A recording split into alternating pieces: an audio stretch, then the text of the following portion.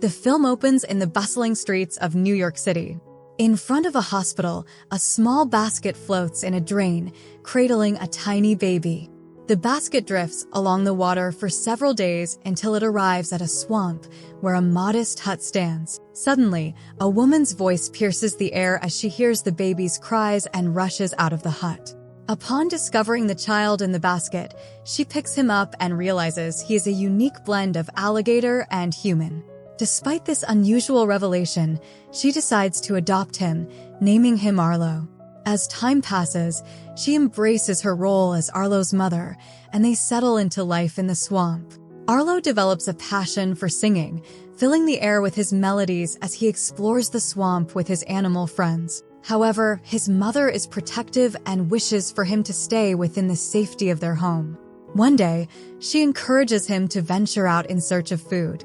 Eagerly, Arlo leaves the swamp, singing joyfully as he roams with his friends. But as he wanders further, he stumbles upon a massive ship filled with people reveling in their festivities. Enchanted by the scene, Arlo starts to picture himself on the ship with all those people, having a great time just like them. He was lost in his own dreams, singing happily. Suddenly, a kid on the ship spots Arlo and yells that he sees a weird crocodile that looks like a human. But nobody believes him. Feeling scared, Arlo quickly runs away. After a while, he gets hungry and searches for something to eat. Once he finds food, he heads back home. When his mother sees his face, she immediately knows something is off. She asks him what happened, but Arlo keeps quiet and doesn't mention the ship or the people. Still, his mom senses that something is wrong, so she brings him inside the house. She hands him a box and tells him to open it. Arlo hesitates, saying it's his birthday and he doesn't want to open it yet. Then, his mom sings a special song for him. Finally, Arlo decides to open the box, discovering a paper tag with his name and his dad's name on it. His mother explains how they came from New York and that his real family is still there.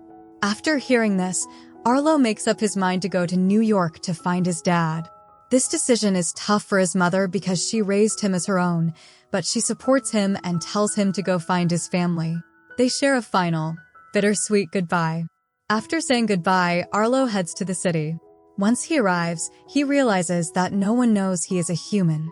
People have never seen anyone like him before, being part crocodile and part human. Feeling scared, Arlo wants to find a place to hide. Suddenly, a man spots him and quickly calls his two hunter friends, excited to tell them he has seen a creature that looks like a human alligator. The hunters are thrilled at the thought of capturing him for a big payday.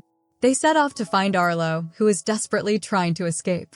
Just when it seems he might get caught, a girl named Birdie comes to his rescue.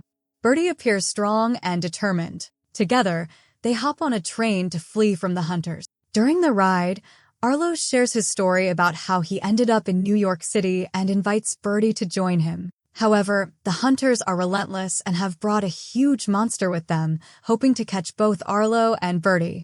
Seeing this, they run away again and eventually find a farmhouse where they think they can take a break.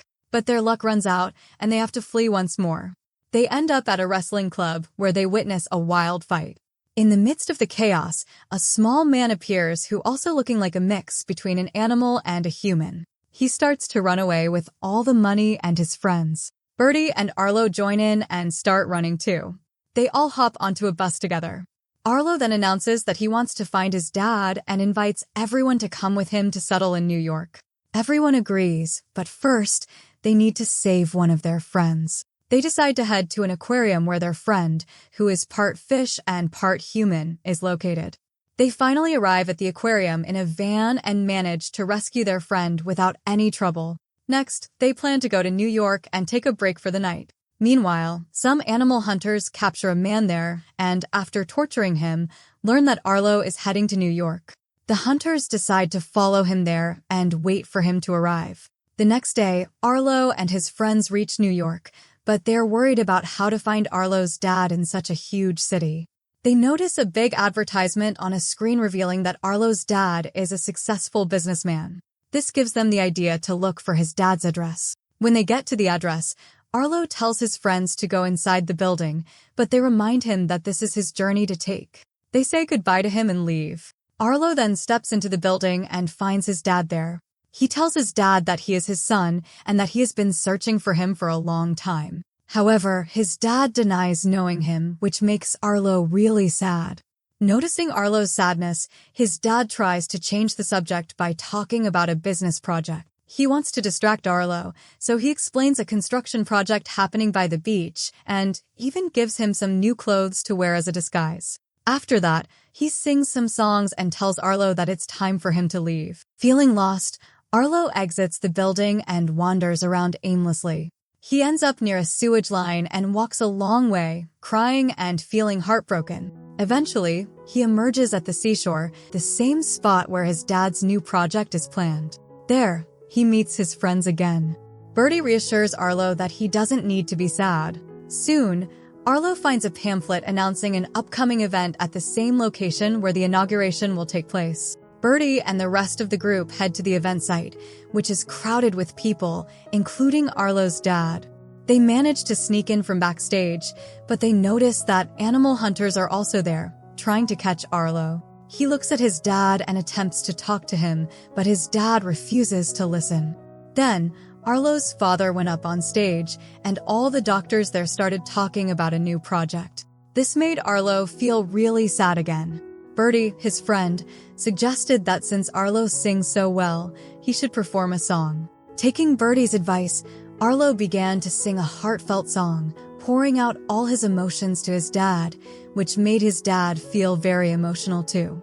Just as his dad was about to tell Arlo that he was his real father, animal hunters showed up and captured Arlo. Birdie, who saw everything, rushed to help him, but the hunters sent a beast after him. Birdie bravely fought the creature. Suddenly, a flying person appeared and rescued Arlo. This person was part bird and part human, and when he landed, it turned out to be Arlo's dad. He revealed to Arlo that he was indeed his real father.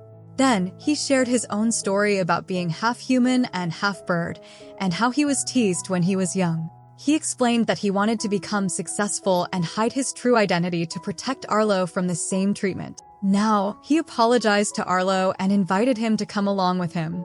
This makes Arlo really happy, but he realizes he doesn't want to leave his friends behind. So, his dad tells him that he can stay close to the beach. Now, Arlo lives there with his friends. At the end, we see Arlo writing a letter to his stepmom, sharing how he found his dad and how happy he is living with his friends. And that's how the movie comes to its happy end. If you enjoyed the movie, don't forget to subscribe and hit the bell for more updates. Thank you.